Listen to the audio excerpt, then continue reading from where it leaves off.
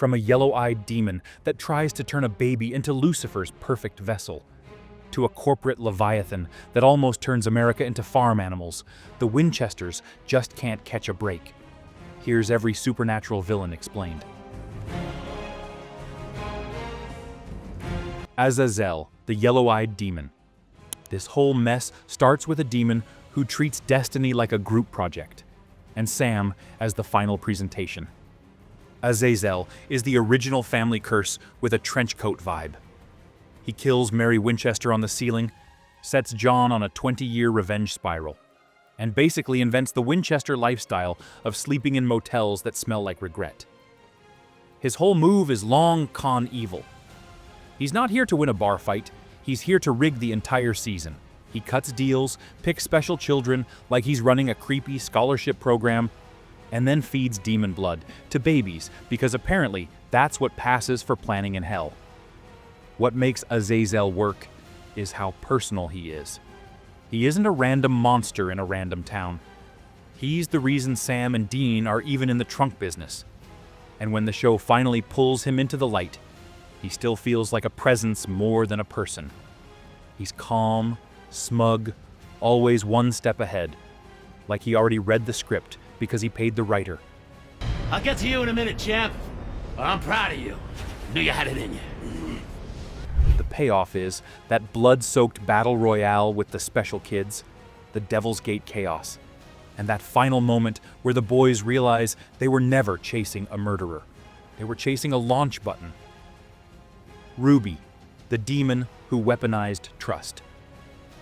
Ruby shows up like the classic helpful stranger, and Supernatural fans should have learned by now that anyone who offers help with a smirk is basically a walking problem. She plays the long game better than most actual big bads.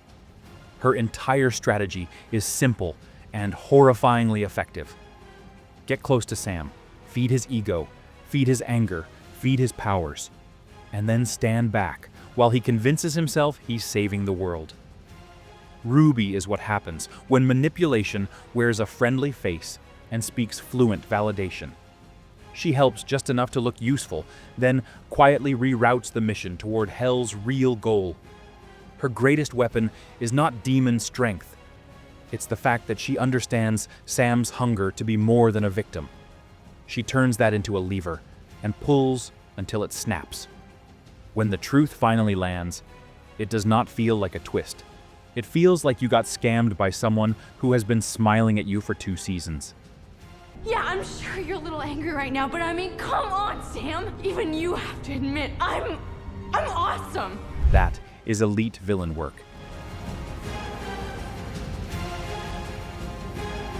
And it is also why rewatching those episodes is painful in the best way. Lilith, the creepy kid, with a Doomsday checklist. Lilith rolls in after Azazel like, "Congratulations on killing the tutorial boss," now meets the demon who makes children's laughter sound like a threat. She's the first demon, and she acts like it. Everything about her is designed to make you uncomfortable. Excuse me, I'm looking for 2 boys. They're brothers. One's really tall and one's really cute. She loves possessing little girls because the show understands the psychological cheat code. A child saying something sweet is normal. A child saying something sweet while doing something evil makes your skin crawl. Lilith's real power is that she turns the season into a countdown. Seals are breaking. Time is running out. Everyone is scrambling. And even when she is off screen, the story stays glued to her goal, because you always know what she is doing. She is moving the apocalypse forward, like it's a calendar reminder she refuses to snooze. She's also the villain who proves Supernatural can do dread. Not jump scares, dread. And the sick irony is that stopping her becomes the trap, because her death is not a win. It is the final key turning in the lock. And you are the only one who can do it. Why? Why me? Because it had to be you, Sammy. It always had to be you. Alistair, Hell's customer service representative from Firetown. If Lilith is the apocalypse planner, Alistair is the guy who ran the torture department like it was a well-oiled office. He is tied directly into Dean's trauma, which makes him feel uglier than most demons. Alistair is not here to be charming. He is here to remind you what hell actually did to Dean, and why that damage matters. He's the demon who embodies the show's meanest idea. Sometimes the villain did not just hurt you, sometimes the villain reshaped you. Alistair's presence also makes the moral stakes vicious. He's connected to those seals, to the way Dean was broken, and to how the whole machine uses suffering as fuel. The scenes with him hit, because they are not just about fighting a demon. They are about fighting a memory that can still grab you by the throat years later. He's the villain who makes you realize the apocalypse is not just cosmic, it's personal. And it started in a locked room with a blade.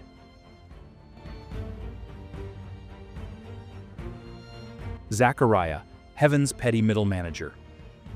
Zachariah is what happens when you give a smug office drone the power of an angel. He doesn't feel divine awe.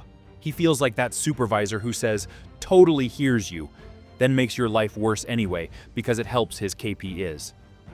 He is obsessed with getting Dean to say yes to being Michael's vessel, and he treats free will like an inconvenient policy loophole he intends to close.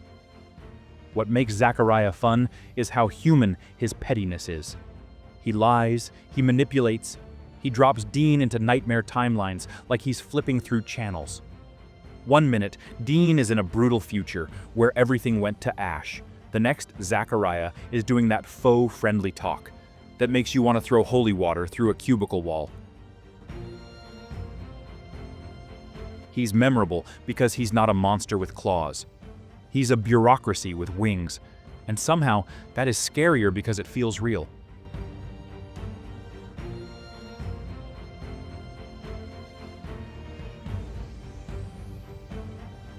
Lucifer, the final boss.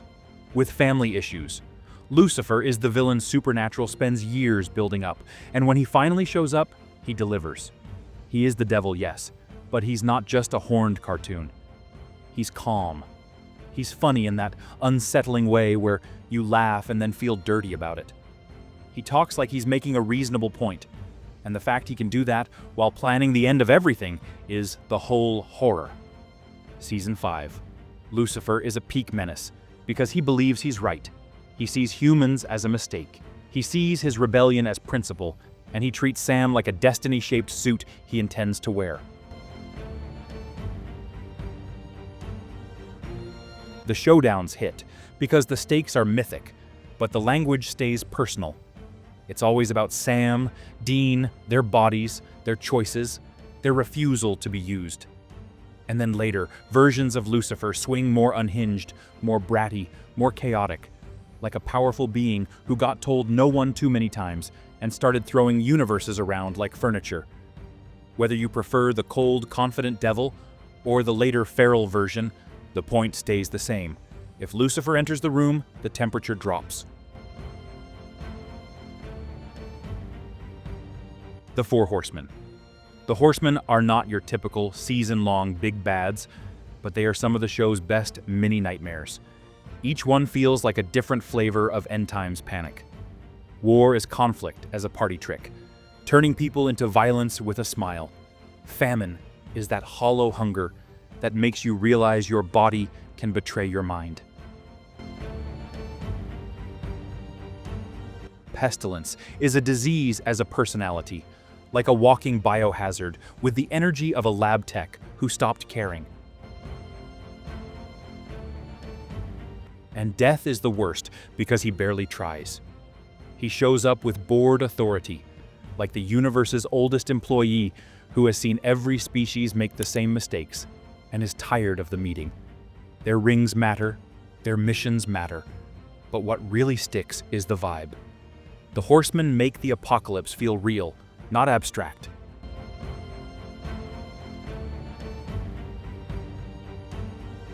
They turn prophecy into problems you can smell, touch, and survive by inches.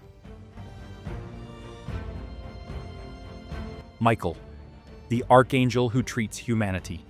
Like Collateral, Michael is complicated because he isn't evil in the demon sense. He's worse in a different way. He is obedience turned into apocalypse. He believes in the plan. He believes the plan matters more than people. He is the ultimate example of a being who thinks purpose justifies damage. And because he's an archangel, you never feel like the Winchesters are punching up. You feel like they are punching a skyscraper.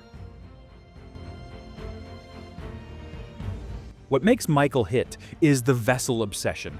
Dean is not a person to Michael, he's a key. And that is the recurring horror in Heaven storylines. Angels will smile while stripping you of your agency because they genuinely think they are doing the right thing. Michael is the clean version of that cruelty, polished and unstoppable. Raphael, the Archangel. Raphael is power without intimacy. He's a massive threat, but he often feels like a force moving off screen. He drives that civil war in heaven, he pushes the restart apocalypse plan, and he becomes the big obstacle that makes everyone desperate enough to do stupid things. The reason he lands differently is because you rarely get inside his head. You get reports about him, you get fear around him, you get the sense that he is winning. And honestly, that still works, because Raphael represents the part of Supernatural where the enemy is not one monster in one room. It is a whole system at war above your head, and you are just trying not to get crushed by falling debris.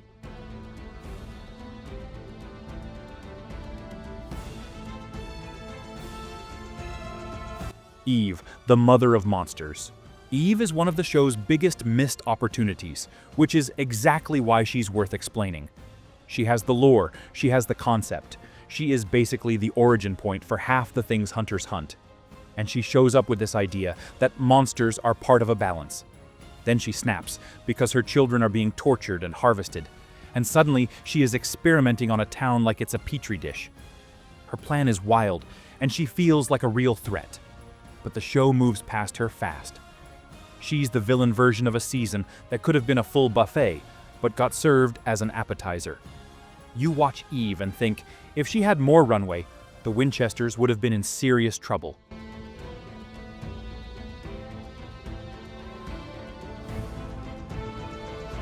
Castiel.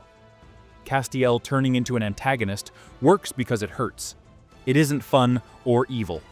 It's desperate choices stacking into disaster. I'm doing this for you, Dean. I'm doing this because of you. Because of me. Yeah. He's fighting Raphael, he's losing, and he starts doing the thing every tragic character does in Supernatural. He tells himself the ends justify the means, then keeps expanding what he considers acceptable until he can't see the line anymore.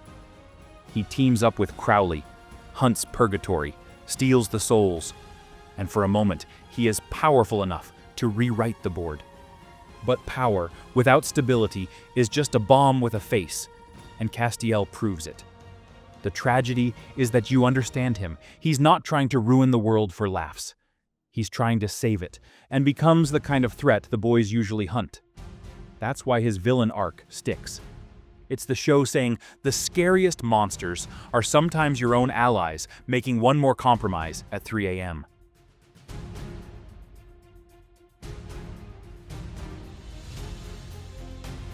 Dick Roman and the Leviathans, corporate evil with teeth. The Leviathans are the show doing something different. They are not demons. They are primordial monsters who decide the best way to take over the world is not armies or magic, but corporate infrastructure. That is painfully modern. They infiltrate companies, move through boardrooms, and turn capitalism into a feeding mechanism. Their leader, Dick Roman, is a smug billionaire evil, the kind that smiles at cameras while quietly planning to make you into a product. The core horror is the food plan. Not a laser, not a portal, food. An additive that makes humanity easier to consume, emotionally dulled, physically controlled, turned into compliant cattle. It's insane, and that is exactly why it works. Because it's also the kind of insane that feels like a conspiracy thread you would hate read at midnight. Dick Roman is fun because he's confident, stylish, and ruthless. And because the Winchesters look completely out of their depth, trying to punch a corporate empire in the face. Crowley, the king of hell who makes evil look like a business deal. Crowley is the rare villain who can be hilarious and still feel dangerous. He's a demon who talks like a salesman and negotiates like he's closing a contract. His best trait is that you never fully know which side he's on, because Crowley is only ever on Crowley's side. When he's the big bad, especially during the Hell Trials era, he's terrifying because he plays defense like a genius. He doesn't need to conquer. He needs to block you long enough for you to break yourself. He also has that perfect villain skill of making every conversation feel like you already lost something just by showing up. He will torture, bargain, flatter, and threaten in the same breath. And somehow, he still lands emotional moments, which is unfair because you will catch yourself thinking, wait, do I like this guy? And the answer is yes, which says more about you than you want to admit.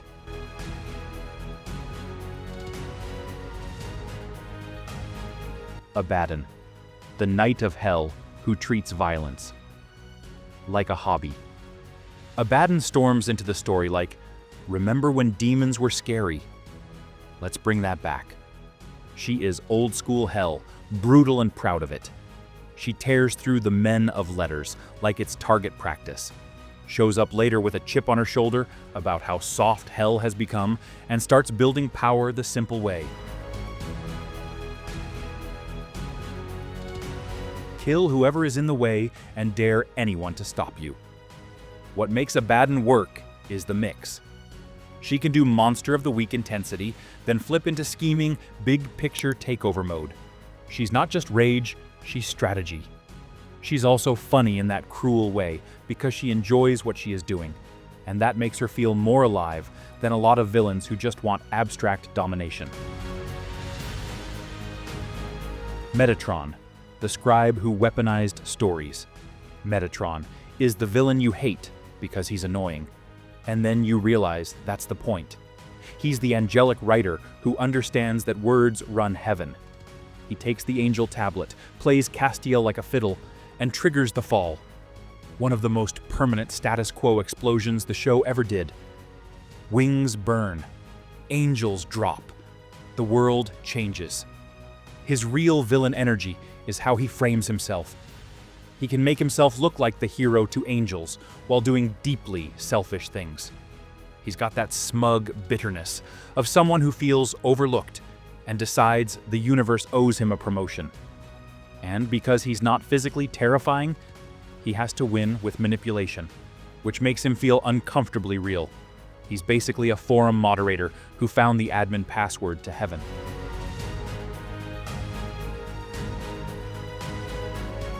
The Mark of Cain, the curse that turns Dean into a walking warning label.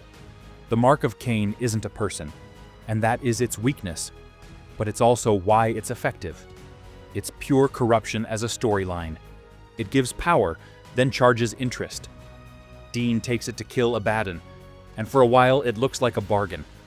Then it starts shaping him, pushing rage to the surface, stripping away his ability to choose calm. It's like the show turned addiction into a supernatural object and said, watch how fast this eats you. The tragedy is that Dean knows it's happening. He fights it. He tries to outmuscle a curse with willpower, and sometimes he wins the moment, but the trend keeps sliding. The Demon Dean era is short, and a lot of fans wish it lasted longer. But the mark still leaves a stain, because it turns the season into a constant question. How long can you carry something evil before it starts carrying you? Rowena McLeod, the witch who treats chaos like an art form. Rowena arrives with sass, brains, and the energy of someone who would absolutely set your life on fire and then critique your taste in curtains while it burns. She's not the biggest cosmic threat, but she's one of the most entertaining because she is sharp. She plays angles, she knows spells. She understands that power is often about timing, not volume. Rowena also benefits from her connection to Crowley, because that relationship is its own mess. half family drama, half criminal partnership, and all emotional damage. She starts as a villain, shifts over time, but when she's in her antagonistic mode, she's the kind of enemy who doesn't need to overpower you. She just needs you to underestimate her once. The Darkness, Amara, the cosmic threat. With a soft spot for Dean, Amara is the show going full myth. God has a sister. She is the Darkness. She gets sealed away in the mark, and when that seal breaks, she returns hungry and confused and furious. The early arc is creepy because she grows fast, feeding on souls, like a disaster accelerating in real time. You don't get the comfort of slow buildup. You get the feeling of watching a storm form over your house while you're still looking for batteries. What makes Amara land is the personality. She's not pure evil. She's lonely. She's been betrayed and locked away for eternity, and she carries that pain like a weapon. Her connection to Dean is weird, fascinating, and constantly tense, because it gives the Winchesters a problem you cannot just stab. She's unkillable power with emotions, and that combination is always dangerous. In the end, her arc works because it keeps one foot in sympathy. She's a cosmic force, but she's also a person who got treated like a mistake.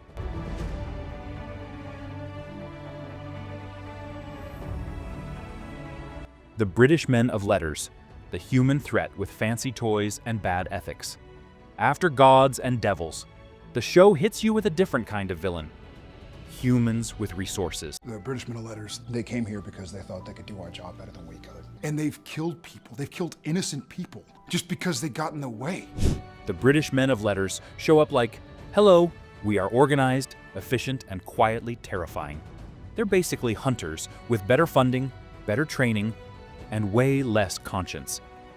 They do covert operations, interrogations, and assassinations with the calm professionalism of people who think morality is an optional setting. The reason they work is because they expose a nerve. The Winchesters are chaotic good. They improvise. They save people. The Brits look at that and see a liability. They want control. They want compliance. They want America's hunting world to operate like a chain of command. And that turns them into a villain group you can actually imagine existing, which makes the storyline feel grounded even when the plot gets wild.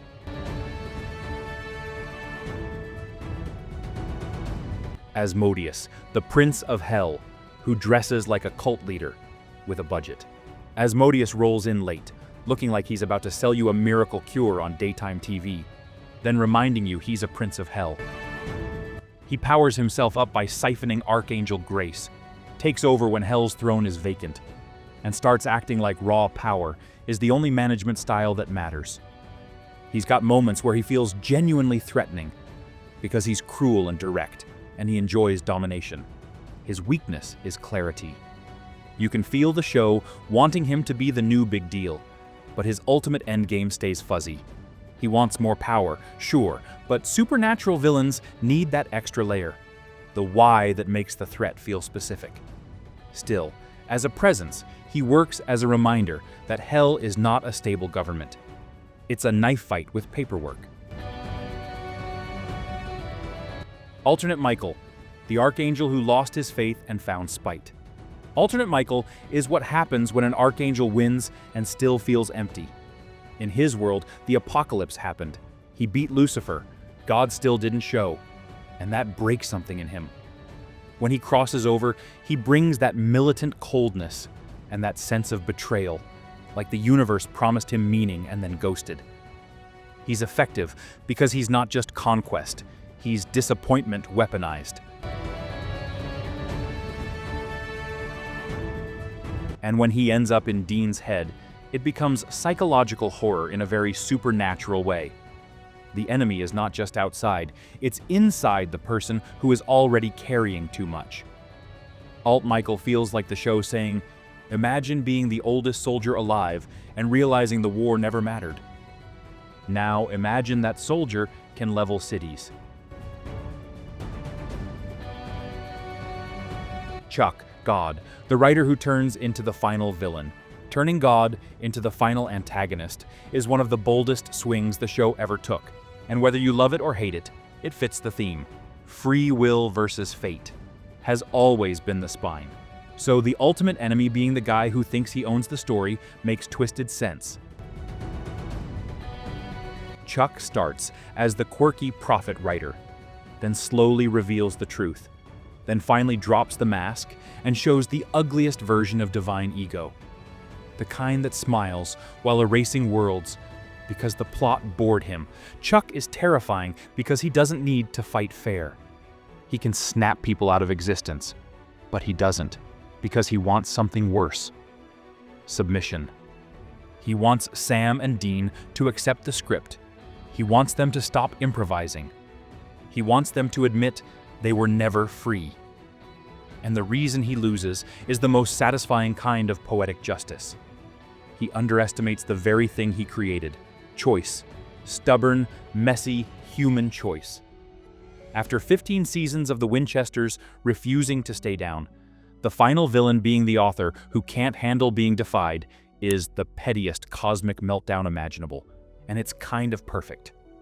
And that's the real morale of Supernatural's villain parade.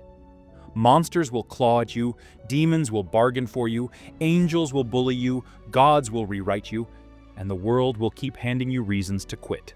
The Winchesters never do, which means, in this universe, the scariest thing you can be is not powerful, it's persistent.